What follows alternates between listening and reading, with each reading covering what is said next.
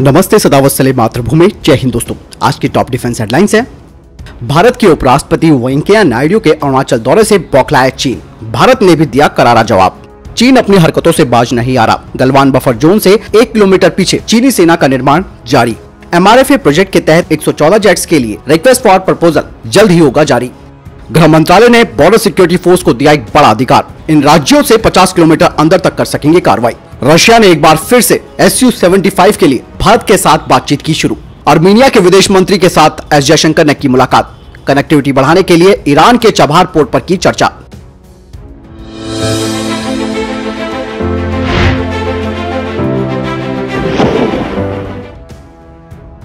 रूस ने भारत के साथ नई मार्केटिंग की रणनीति अपनाई है, जिसके तहत रशिया के अधिकारियों ने भारत के अधिकारियों के साथ Su-75 single engine stealth fighter jet के विकास को लेकर बातचीत की है, जिसमें कि टेक्निकल क्षमताओं का पूरा एक्सेस भारत को देने के लिए वो तैयार है। यानी कि भारत Su-75 का पूरा एक्सेस ले सकता है। लेकिन भारत ने भी यहाँ पर साफ तौर पर रशिया के अधिकारियों से कह दिया कि जब तक इसकी पहली फ्लाइट 2023 में नहीं हो जाती, तब तक हम इसका एक्सेस नहीं लेंगे। और उसके बाद भारत के टेस्ट पायलट्स Su-75 के प्रोटोटाइप डेमोन्स्ट्रेटर का जायजा लेंगे। रशिया की एक और योजना ये है कि वो Su-75 को कस्टमाइज करेगा लोकल प्रोडक्शन लाइसेंस के तहत, जिसमें कि उसका AL-41F1 इंजन भी होगा। और इस इंजन का ऑफर रशिया ने भारत को सुपर सुखोई प्रोग्राम के लिए भी किया था। यही नहीं, रशिया अपने Su-35 और बिग 35 का भी ऑफर भारत को कर रहा है 114 MRFA प्रोग्राम के तहत। लेकिन भारतीय वायुसेना के पक्के चांसेस हैं कि वो राफेल फाइटर जेट को ही चुनेगी। एयरफोर्स के एक सीनियर रिटायर ऑफिसर ने कहा कि भारत का विश्वास रशिया के साथ तब टूट गया था जब FGFA प्रोग्राम से भारत ने अपने हाथ पीछे खींच लिए थे, क्योंकि उस वक्त रशिया ने अपना असली चेहरा भारत को दिखाया था। और तब इंडियन एयरफोर्स अपने तेजस मार्क 2 और AMCA पर चली गई थी। और अब ये मुश्किल ही है कि भारत Su-75 को लेने के लिए आगे बढ़ेगा। भारत के डिफेंस सेक्रेटरी ने अमेरिका की 5 दिवसीय यात्रा की और इस दौरान उन्होंने भारतीय नेवी के पायलट्स के पहले बैच से भी बातचीत की, जो कि अमेरिका में ट्रेनिंग कर रहे हैं MS-60 एंटी सबमरीन हेलीकॉप्टर्स के साथ। लॉकहीड मार्टिन तीसरा MS-60 हेलीकॉप्टर भारतीय नौसेना को बहुत जल्द देने वाला है। MS-60R हेलीकॉप्टर का पहला बैच 2022 के मध्य तक भारत पहुंच जाएगा। इसके अलावा भारत के डिफेंस सेक्रेटरी ने US स्पेस कमांड के कमांडर से भी बातचीत की। ब्लू फ्लैग 2021 ज्वाइंट एक्सरसाइज का शुभारंभ हो चुका है, जिसमें कि भारतीय वायुसेना के मिराज 2000 इजराइल, इजिप्ट और ग्रीस की वायुसेना के साथ अभ्यास कर रहे हैं। अलग अलग देशों के फाइटर जेट्स अलग अलग तरीके के ऑपरेशंस कर रहे हैं, जिसमें कि ग्राउंड और एरियल थ्रेट्स भी शामिल हैं।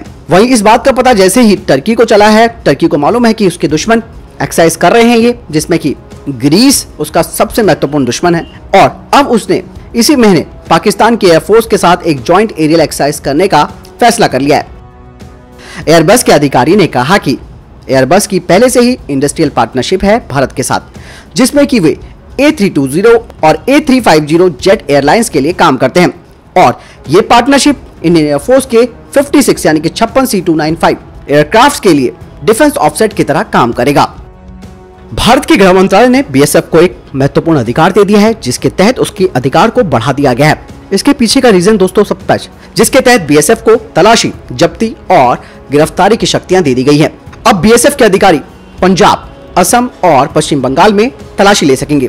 BSF को CRPC, passport act and passport anti to India act के तहत ये कार्रवाई करने का अधिकार मिला है। जिस तरीके से असम, पश्चिम बंगाल और पंजाब में पुलिस के जो अधिकार होते हैं, वही अधिकार अब BSF के पास रहेंगे। अब तीनों ही राज्यों में बांग्लादेश और पाकिस्तान बॉर्डर से 50 किलोमीटर देश के राज्यों में कार्रवाई ये कर सकेंगे। इससे पहले ये दायरा 15 किलोमीटर का होता था।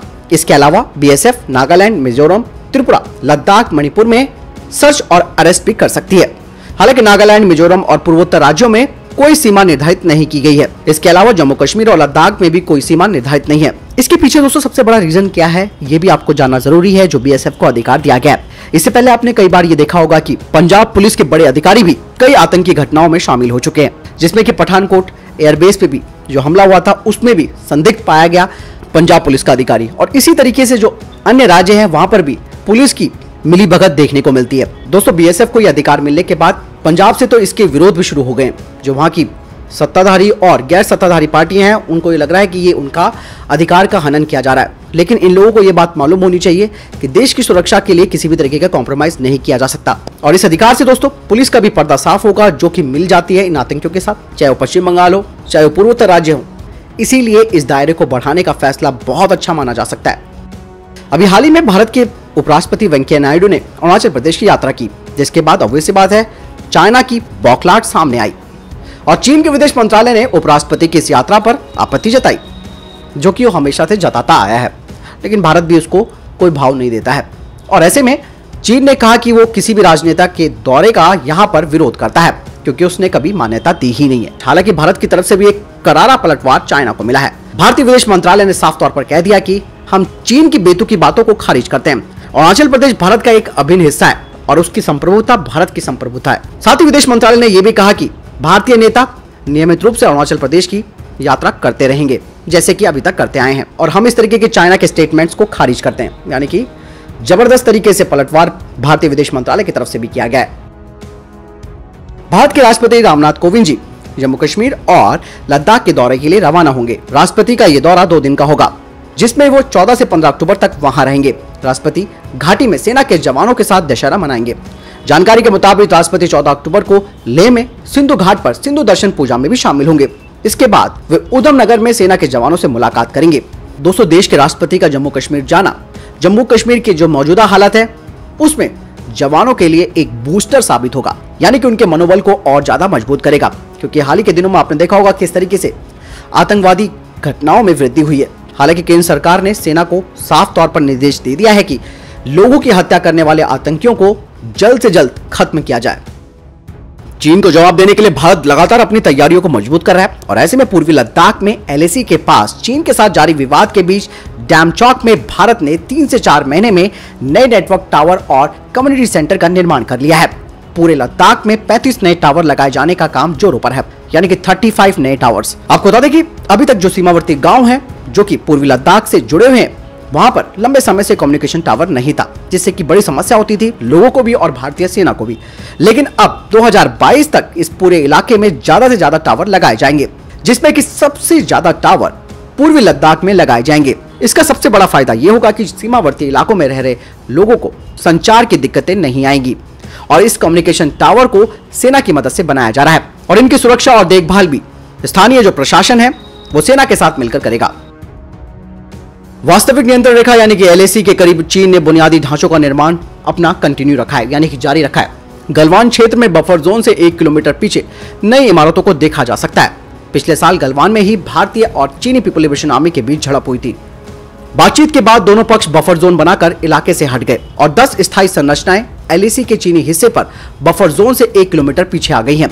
हालांकि कहा जा रहा है कि ये PLA के सैनिकों के लिए विंटर क्वार्टर हो सकते हैं। इसके अलावा एक नया निर्माण चाइना ऑब्जर्वेशन और UAV वाहनों को लॉन्च करने के लिए कर रहा है, जिसे LAC के चीनी पक्ष पर फुकुचे के पास देखा गया है और ये LAC से 6 किलोमीटर दूर है, लेकिन एक पहाड़ी की चोटी पर होने के कारण इसे भारतीय सुरक्षा कर्मी आसानी से देख सकते हैं।